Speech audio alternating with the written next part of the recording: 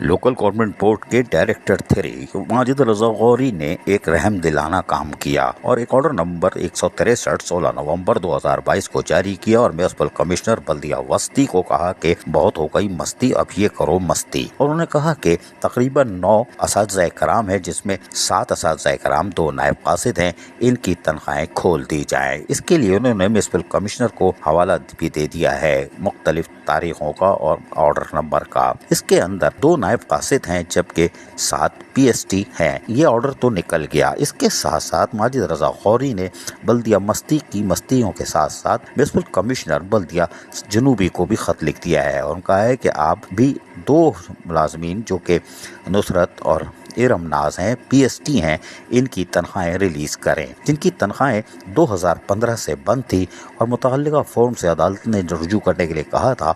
अब उन्होंने रुजू करने के बाद लोकल गवर्नमेंट से रुजू किया था, जिसके बाद अब माजिद रजा गौरी को लोकल गवर्नमेंट बोर्ड डायरेक्टर 3 ने तकरीबन बल्दिया मस्ती और बल्दिया जुनूबी मिला के 9-2-11, जी हाँ 9-2-11 कर दिया है और 11 लोगों की तनख्वाहें जो 2015 से बंद थी उनको खोलने के अहकाम जारी कर दिए हैं।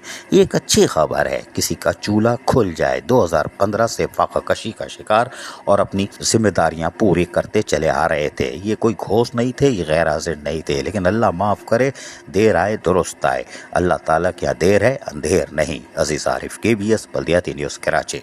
ऐसी ही खूबसूरत वीडियोस फ्यूचर में हासिल करने के लिए रेड बटन पर क्लिक करके और बेल आइकॉन को प्रेस करके हम सबके सब्सक्राइबर बनना मत भूलिए।